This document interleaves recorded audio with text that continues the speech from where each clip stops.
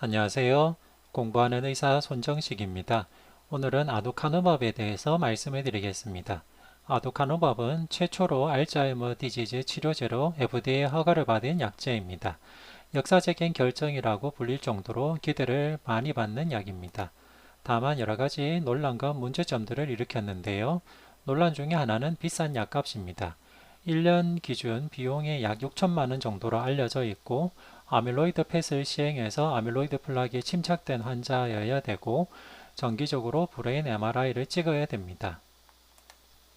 임상시험 결과에서도 여러 가지 논란들을 불러일으켰기 때문에 미국 FDA 자문위 소속 의사 3명이 자마의 아두카누밥 승인 반대한다는 논평을 게재할 정도에 이르렀습니다. 논란은 더 진행돼서 바이오젠에서 에듀햄은 아두카누밥의 상품명입니다. 자마의 논문 발표 철회했다는 기사까지 나올 정도가 되었습니다. 즉, 아두카누밥 임상시험 결과에 여러 가지 논란점들이 있다는 것을 말합니다. 아두카누밥 연구 결과를 자세히 보겠습니다. 아두카누밥은 응집된 형태의 베타 아밀로이드에 결합하는 모노크로널 안티바디 주사제입니다. 페이즈 3 스타디는 이머지 스타디와 인게이지 스타디가 있었습니다.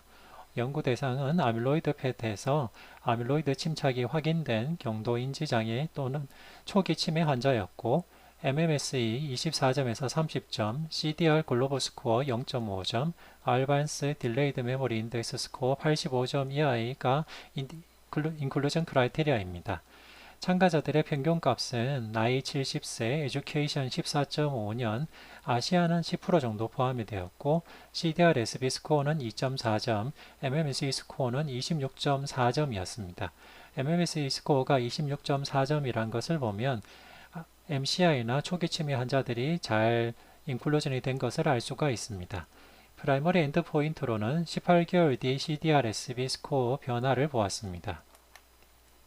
알츠하이머 병은 전 임상 단계에서는 주관적 인지자, 서브젝티브 코그니티브 디클라인 단계로 나타나다가 서서히 경도 인지 장애, 마일드 코그니티브 임페어먼트 단계를 지나서 알츠하이머 병 치매 단계로 진행하게 되고 진행의 주된 패소제네시스는 아밀로이드 플락 침착으로 알려져 있습니다. 아두카누밥 연구는 CDR-SB 스코어를 프라이머리 엔드포인트로 봤습니다. CDR-SB 스코어는 점수가 커질수록 인지기능이 저하된다는 것을 말합니다. 따라서 플라시보군에서는 이렇게 점수가 증가하는 인지기능 저하를 보였고 아두카누밥군에서도 인지기능 저하를 되돌릴 수는 없었습니다.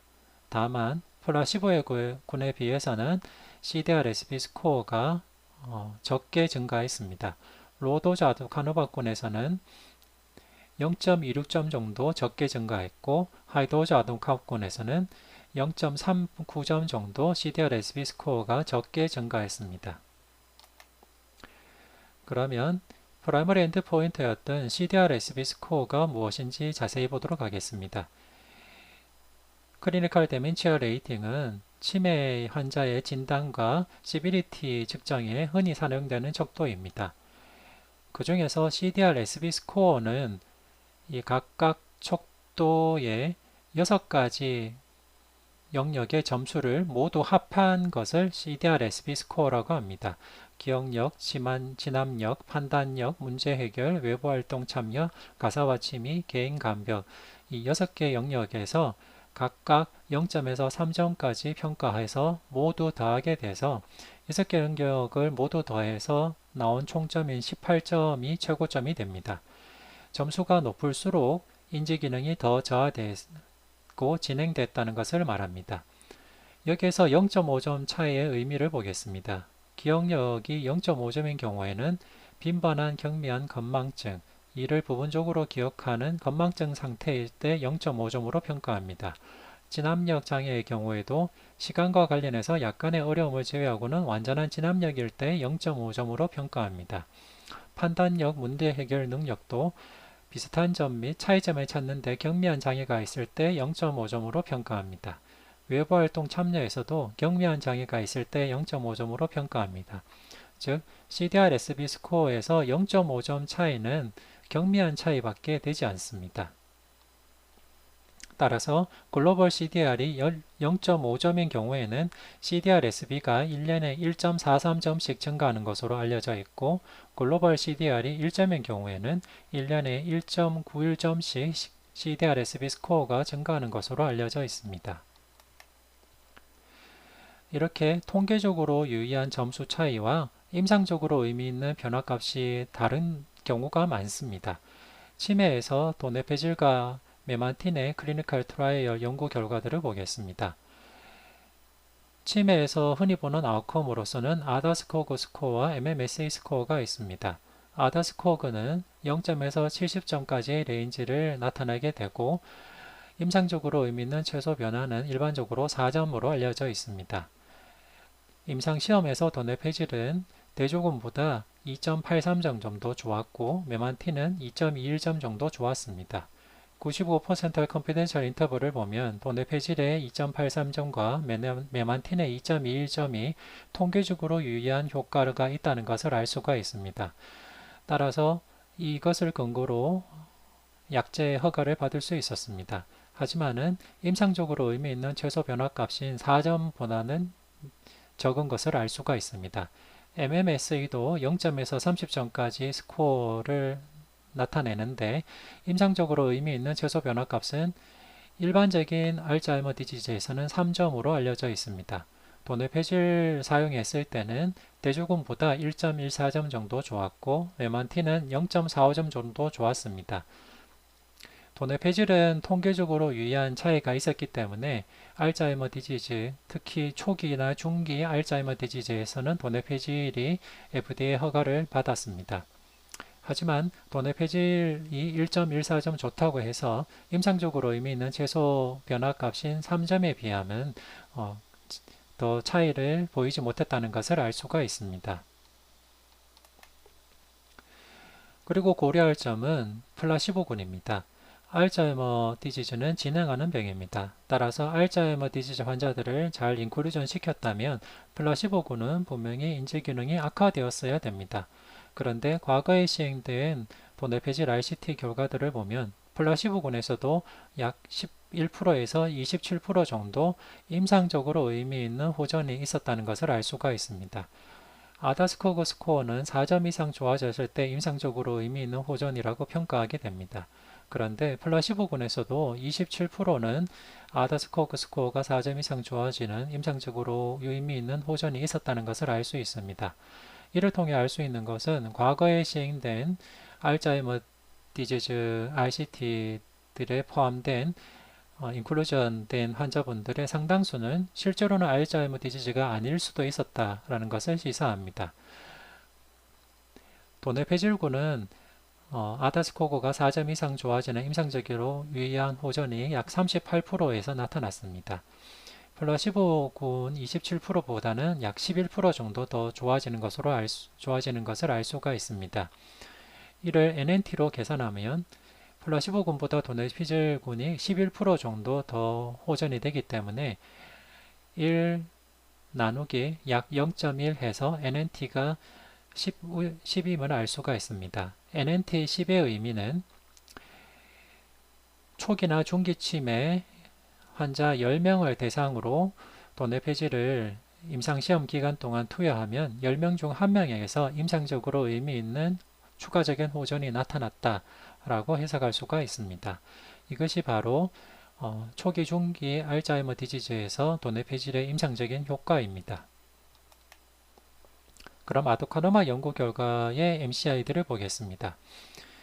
아도카노마 연구에서 프라이머리 엔드포인트로 보았던 CDR-SB 스코어는 0점에서 18점까지의 스코어이고 18점이 최고로 나쁜 스코어입니다. 그리고 임상적으로 의미 있는 최소 변화값은 일반적으로 초기 알츠하이머 디지즈에서는 1점에서 2점 정도로 알려져 있습니다. 아도카노마 연구인 이머지 스타디와 인게이지 스타디에서 각각 분석해서 보면 인게이지 스타디에서는 통계적으로 유의한 차이를 보이지 못했기 때문에 이머지 스타디에서 하이도즈 아도카노마에서 보여줬던 통계적으로 유의한 차이 값을 보겠습니다. 이머지 스타디에서 하이도즈 아도카노마를 사용하면 대조군보다 0.39점 정도 CDR-SB 스코어가 좋은 것으로 나타났습니다. 하지만 이 0.39점은 임상적으로 의미 있는 제소 변화 값인 1점에도 미치지 못하는 것을 알 수가 있습니다. MMSE 스코어도 일반적인 초중기 알츠하이머 디지즈에서는 MCID가 약 3점 정도로 알려져 있고 초기 알츠하이머 디지즈에서는 1점에서 2점 정도가 MCID로 알려져 있습니다. 그런데 하이도즈 아누카드맙을 사용한 이머지 스터디에서도 0.6점 정도의 호전밖에 보여주지 못했다는 것을 알 수가 있습니다. 아두카누밥 연구는 프로토콜 버전에 따라서 투여된 아두카누밥의 용량이 다릅니다. 그래서 프로토콜 버전 4번 이후로는 더 고용량의 아두카누밥이 투여됐기 때문에 이 연구를 시행한 제약회사에서는 프로토콜 버전에 따라서도 결과값을 따로 보여주었습니다. 전체적인 ITT 분석을 보면 인게이지 스터디에서는 아두카누밥군이 통계적으로 유의한 차이를 보여주지 못했다는 것을 알 수가 있습니다. 그런데 프로토콜 버전 4번 이후에 인클루전된 환자군을 대상으로 보면 이머지 트라이얼에서 하이도즈 아두카누밥군이 대조군보다 CDR-SB 스코어가 0.53점 정도 좋았고 인게이지 스터디에서도 하이도즈 아두카누밥군이 대조군보다 0.48점 정도 좋은 것으로 나타났습니다. 따라서 이것을 근거로 FDA에서 허가를 받기에 이르렀습니다. 그와 함께 플라시보군에서는 1.76, 1.79점 정도 디클라인이 나타났습니다. 이 연구 결과가 시사하는 바는 아두카누밥 연구가 아밀로이드 팻에서 아밀로이드 플락이 침착된 환자군만을 인클루전 시켰기 때문에 진짜 알츠하이머 디지즈 환자들이 잘 선택이 되었다라는 것을 시사합니다. 서브그룹 아나리시스를 보겠습니다. 아포 E4 캐리어에서는 이머지 스터디에서 하이도즈 아누카누밥군이 0.54점 정도 더 좋은 것으로 나타났고 아시안에서는 1점 이상 하이도즈 아누카누밥군이 좋은 것으로 나타났습니다. 따라서 아두카누밥을 사용할 때 어떤 특정 서브그룹에서 더 유의한 호전이 나타났는지도 추가적으로 분석하고 고려할 필요가 있습니다. MMSE 점수를 보면 이머지 스터디에서 하이도즈 아두카누밥군에서도 MMSE 스코어가 0.6점밖에 좋아지지 않았다라는 것을 알 수가 있습니다. 아두카누밥은 아밀로이드 관련 비정상 영상 소견 ARIA라는 부작용을 나타나게 됩니다. ARIA는 아밀로이드 리레이티드 이미징 어블라리티를 말하고 에데마나 이퓨전, 헤모리지를 나타나게 됩니다. 아두카누밥 투약군의 30에서 40%에서 ARIA가 발견이 되었고 고용량 아두카누밥군에서는 11% 정도 증상이 있는 ARIA가 동반이 되었습니다. 증상이 있는 ARIA에서는 혼돈이나 의지상태 변화, 어지러움, 시각장애 등이 나타났습니다. 물론 ARIA가 나타나더라도 75% 정도에서는 증상이 없었습니다. 하지만은 고용량 아두카누밥 사용군에서는 증상이 나타나는 ARIA가 12% 정도 발생했다라는 것을 고려할 필요가 있습니다. 아두카누밥 연구를 요약해 보겠습니다. 연구 대상은 아밀로이드 팻에서 아밀로이드 침착이 확인된 경도인지장애 및 초기 치매 환자를 대상으로 했고 평균 70세에 MMSE 26.4, CDR-SB 2.4점 정도의 초기 알츠하이머 환자, MCI 환자가 인클루전 됐습니다. 18개월 뒤 CDR-SB 스코어의 변화 값을 보면 플라시보군에서는 1.74점 정도 악화가 되었고 아두카누밥군에서는 1.35점 정도 악화가 되었습니다. 이 차이를 보면 0.39점인데 0.39점 정도의 차이는 통계적으로 유의한 차이였습니다. 하지만은 이 CDR-SB 스코어 0.39점의 임상적 유의성에 대해서는 고려할 필요가 있겠고 논란이 있습니다. 아두카누밥 연구는 아밀로이드 팻에서 아밀로이드 침착이 확인된 환자들을 대상으로 했기 때문에 알츠하이머 디지즈 환자의 합당한 소견, 즉 플라시보군에서 점수가 나빠지는 소견이 나타났습니다. 0.39점 효과와 함께 고려할 것은 고용량군에서는 12% 정도에서 유증상 아리아가 발생했다는 것을 고려할 필요가 있겠습니다. 아두카누밥은 아직 자마 같은 저널에 퍼블리시가 되지 않은 상태이기 때문에 앞으로도 많은 논란이 일어날 것 같습니다. 아두카누밥 연구처럼 임상시험 결과를 해석할 때는 통계적 유의성과 임상적 유의성을 따로 구분할 필요가 있습니다. 그와 함께 리스크와 베너핏을 같이 고려할 필요가 있습니다. 이렇게 에비던스 베이스 메디슨에 적용하는데 아주 좋은 사례 중에 하나가 아두카누밥이라고 생각하고 앞으로 더 추가적으로 발표될 연구 결과에 관심을 가져야 되겠습니다. 이상 경청해 주셔서 감사합니다.